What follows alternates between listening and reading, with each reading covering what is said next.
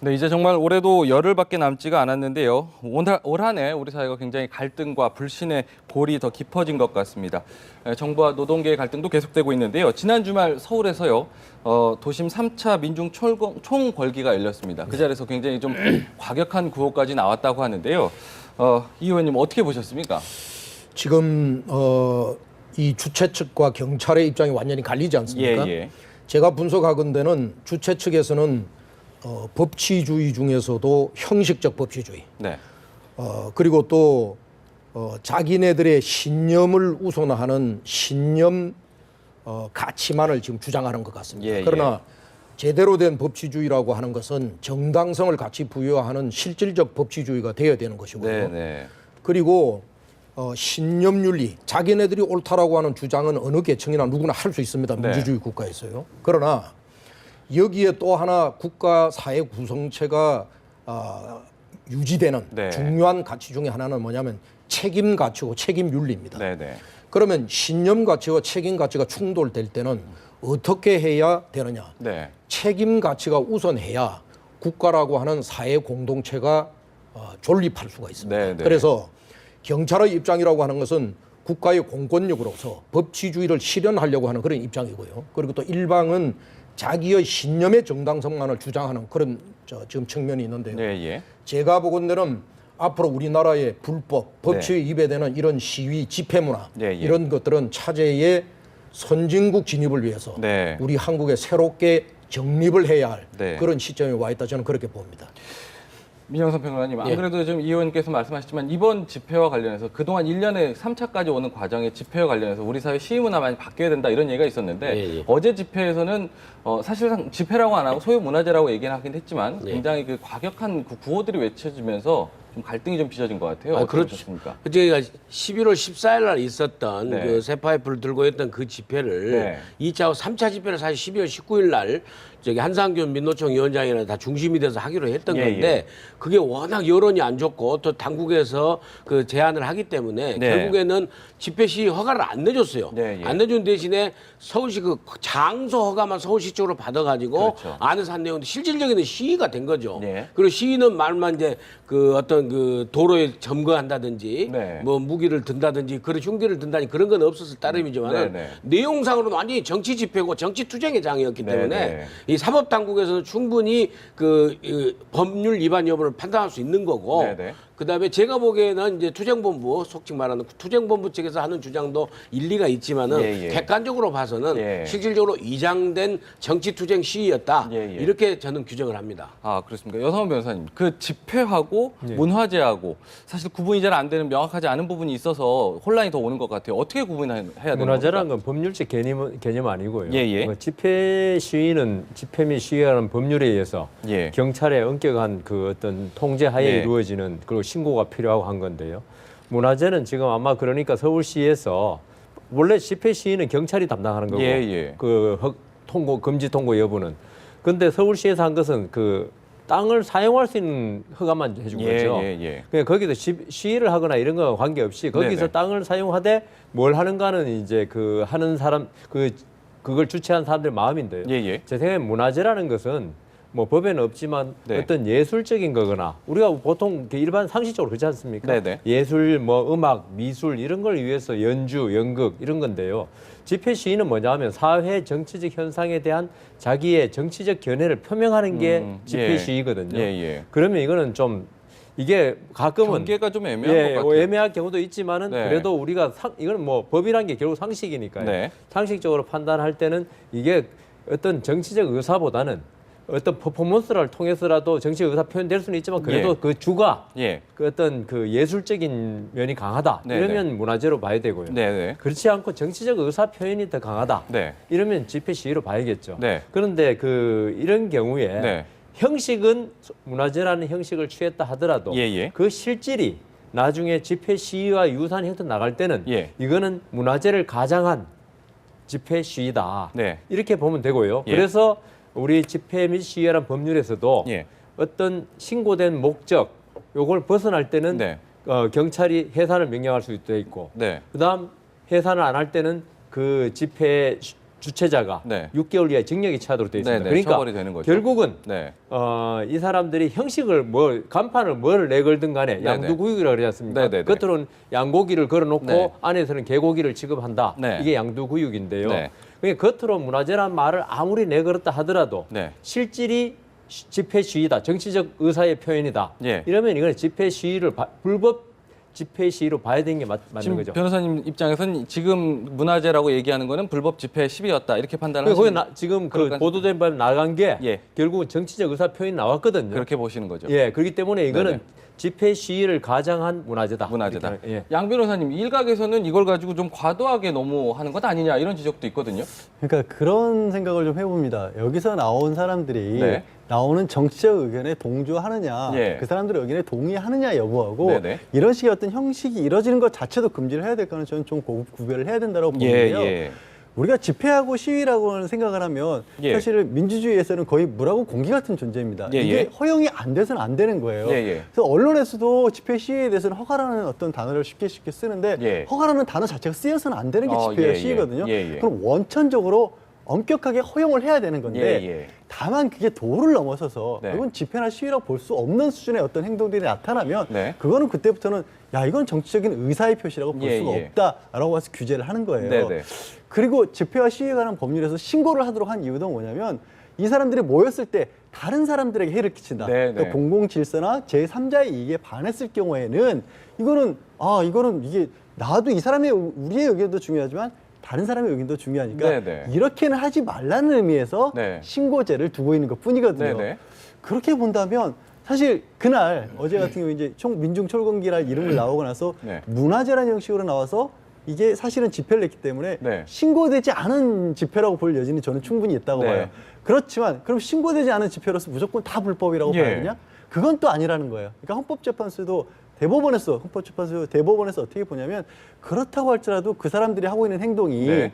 너무 막 주변 사람들을 해칠 정도다. 예, 예. 이런 정도가 아니다. 그리고 예. 그 안에서 정말 불법을 모의하는 정도가 아니다라고 본다면 예, 예. 그것만으로 해산시켜서는 또 안 된다고 보고 예, 있거든요. 예. 그래서 저는 이 부분은 조금 신중하게 접근해야 된다고 지금 봅니다. 보면 경찰도 해산시키지 않았고 거기서 주변 사람들에 대한 어떤 그 지난 그 모임처럼 집회처럼 예, 예. 그런 건 없었잖아요. 어떻게 그렇죠. 판단하신 거예요? 그러니까 저는 이게 미신고 집회 정도로 보는 거죠. 그 정도. 미신고 집회라면 해산 명령도 없었고 그렇다면 네. 행정적인 면에서 이건 좀 잘못됐다라고 볼 여지는 있을지언정 네네. 이거를 공권력이 이것까지 예를 들어서 그런 거죠.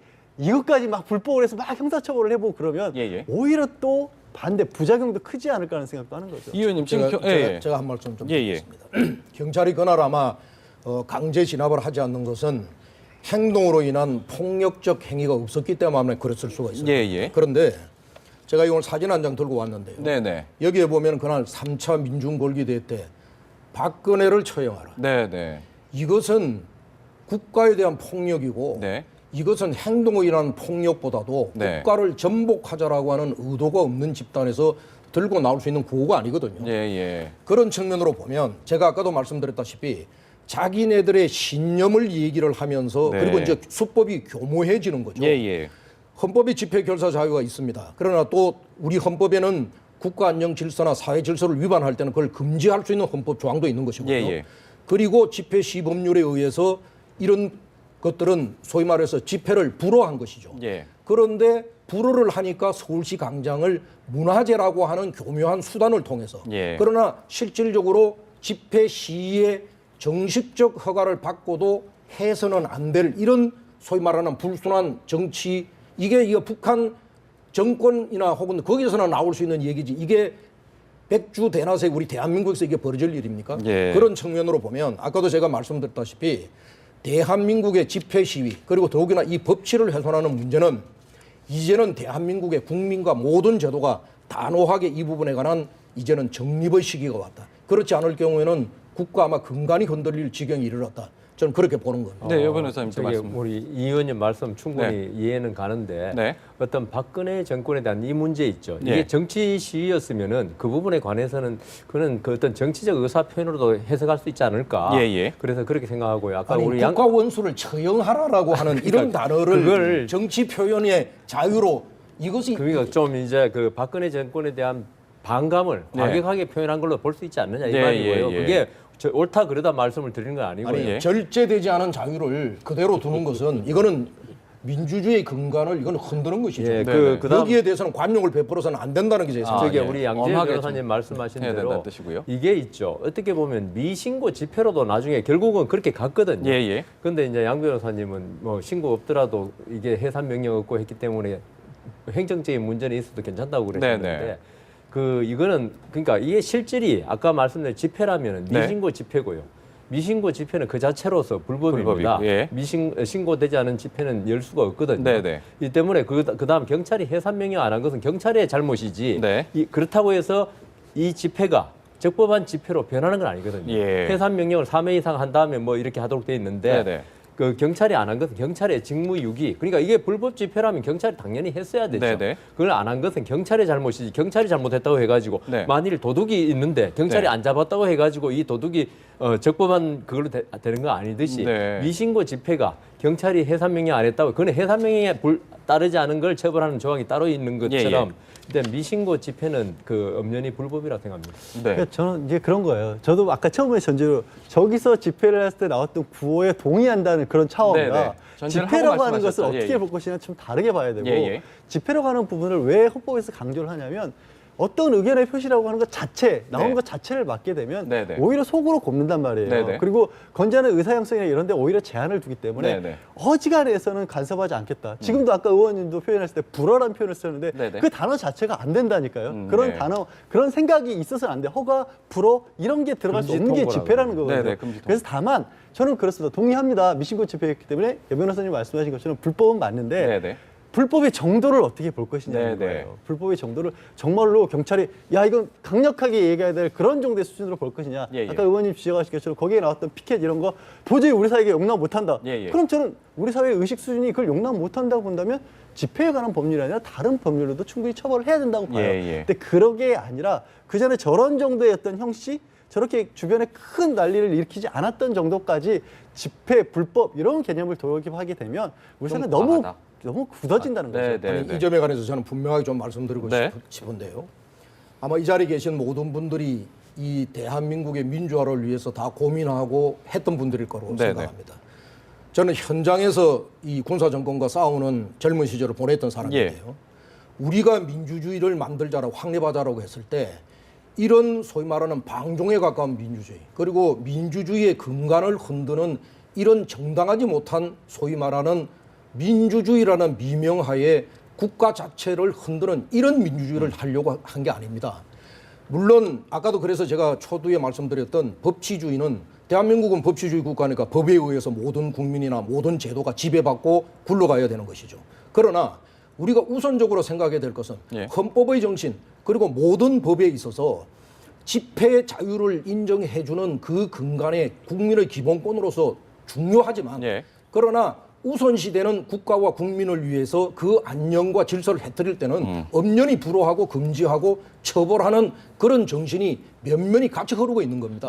그래서 이것을 자구적 해석의 단지 집회 시위에 관련된 그런 것만 보기에는 지금 대한민국의 불법 시위가 이미 도를 넘어섰다. 저는 그것을 지적하는 겁니다. 근데 한 말씀만 드리면요. 이제 결국에는 실정법의 문제를 떠나 제가 생각하는 것은 이 그 투쟁본부라는 것에 대해서 한 말씀 하고 싶은데 과거 유신 말기나 민주주의 그 신군부에 대해서 우리 할 적에는 그렇게 했습니다. 뭐 명동성당에서 결혼식 한다고 해가지고 모여가지고 유인물로 전혀 다른 내용 했지 않습니까? 지금은 그런 때가 아니라는 거죠.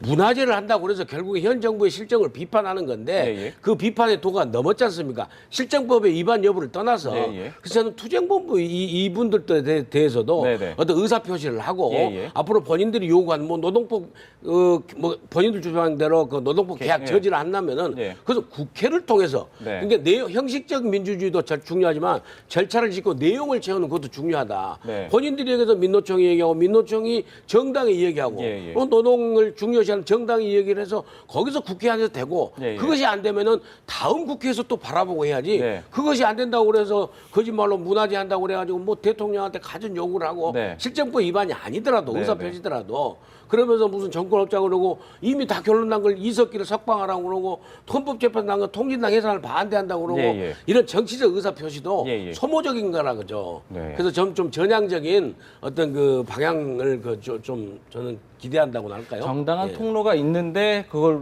넘어선 행동이다 이렇게 판단을 하신 그렇죠. 거. 그러니까 민주주의 사회에서 예, 예. 보장해주는 예, 예. 헌법 질서하고 법 질서 속에서 보장해주는 의사 표현을 넘어서는 그런 부분은 우리 사회가 법치라는 이름으로 공권력이 절대 용납해서는 안 되죠. 아마도 이런 그 논란이 좀 있어서 그 참가자 수도 당초에 그 의견을 처음 1차 집회 때보다 점점 줄어든 건 아닌가 이런 생각도 좀 고민을 해봐야 될 필요가 있을 것 같습니다. 이어서요. 최윤희 전 합참 의장 불구속 기소된 이야기 좀 나눠볼게요. 합참 의장이면은 우리나라 최고 그 군 서열 1위죠. 1위지 않습니까? 네. 본인도 본인들이겠지만 국민들도 굉장히 좀 불명예스럽습니다. 우리나라 서열 1위가 이렇게 됐다는 게 어떤 혐의를 받고 있는 건지 간단하게 양지열 변호사님께서 설명을 좀 해줄 수 있나요? 지금 이제 그 해상 작전을 하는데 필요한 네. 헬리콥터라는 걸 와일드캣이라는 걸 도입을 네, 했는데 이게 이제 경쟁 체제에서 우리도 이 나라의 것이 좋으냐 저 나라의 것이 좋으냐 테스트를 해봐야 네, 되는데 이 와일드캣이라고 하는 게 영국에서 개발한 이제 제잠 헬기의 네, 네. 이름이라고 합니다. 그런데 이게 테스트 당시에 다 완성도 안 돼 있었다고 그래요. 네, 네. 그러면 이거를 도입을 할 것인지 말 것인지 차세대 전투기를 쓸 것인지 말 것인지 결정하기 어려운데 네, 네. 이 완성되지도 않은 헬기가 마치 필요한 성능을 다 갖춘 것처럼 네. 그렇게 어떻게 보면 허위 공문서가 작성이 되도록 예, 예. 지시를 했고 네. 그 이유는 이제 무기 중개상이 중간에 끼어서 네. 집안에 부인이나 아들이나 뭐 네, 네. 부인이 다니는 절에 시주를 한다거나 이런 형태로 해서 네, 네. 2천만 원 가까이 절에 시주를 하도록 네, 만들었다고 하는데 네. 그런 형태로 해서 불법적으로 예. 그러니까 이 와일드캣이 도입되도록 결정을 했다라는 네. 혐의를 받고 있죠. 물론 결정된 건 아닙니다. 이게 혐의를 참 받고 있습니다. 희한한 게요. 그 사이 부인도 껴 있더라고요. 그러니까 뭐 부인, 아들, 뭐 그러니까요. 다 가족들이 다 끼어 있잖아요. 이게 참 되게 웃긴 게 그 전력기획참모부장에게 미국 거 절대 안 된다. 최 전 의장의 기대에 어긋나지 않게 열심히 해라. 이런 압력도 가했다는데 군인도 아니면서 이런 얘기 해도 되는 겁니까 지금? 저게 무기 중개상이라는 사람들이 네네. 보면 이 죽음의 뭐 상인이라 그러지 않습니까? 네네. 그리고 이 사람들이 어떤 노비를 할 때는 전방위적으로 하더라고. 지금도 나온 뭐 절에 시주까지 할 정도니까. 네네. 그러니까 이게 그 최윤희 합참 위장만의 그 아내, 네. 뭐 모든 사람에게 하는데 이게 그 무기 거래가 이게 문제가 있는 게요. 네. 이게 그 이런 비리가 계속 나올 수밖에 없는 구조가 있죠. 예, 예. 그러니까 우선 그 이 비밀주의 예. 이게 그 어떤 무기 도입 이런 거는 사실 국가의 최고 기밀에 속하거든요. 예, 예. 이 때문에 이걸 다루는 사람들이 이건 최고 기밀이기 때문에 어떤 게 있어도 예. 안 밝혀질 것이다라는 어떤 그런 마음을 가지고 있을 거고요. 네, 예. 그다음 이게 국제적인 거래거든요. 우리나라에서 거래 같으면 뭐 저기 그 뇌물 준 사람이 네. 그 뇌물 준 사람 조사하다가 보통 뇌물죄가 밝혀집니다. 네, 네, 네, 그래서 네. 장부에 이 돈 어디 갔냐 뭐 그렇죠. 하다가 예. 그런 게 근데 국제 거래에서는요. 우리나라 예. 사법권이 안 미치는 지역에서 이 무기 공급이 이루어지거든요. 예, 예. 계약이 되고. 예. 그러다 보니까 이게 그 범죄를 밝혀내기가 매우 어렵다. 예, 예. 그다음 또 제 생각에는 이런 합참 의장되는 분들 정도 되면 의식이 예. 내가 참 그 잘나고 이 모든 걸 다 아는데 무슨 소리냐. 그러니까 자기가 최고라는 그 의식, 네. 그런 여러 가지 그 요소가 합쳐져 가지고 예, 예. 이 방산 비리는 이게 우리 사실 율곡 비리니 뭐 네, 네. 계속 터졌음에도 불구하고 알겠습니다. 중단되지 않고 계속되는 이유가 있는 네, 거죠. 네. 지금 방산 비리와 관련해서 굉장히 참 국민들도 나쁘끄러운 일인데 참담하죠. 국민들께서 따끔하게 한 아마 말씀 해주시죠. 참담하실 겁니다. 네네.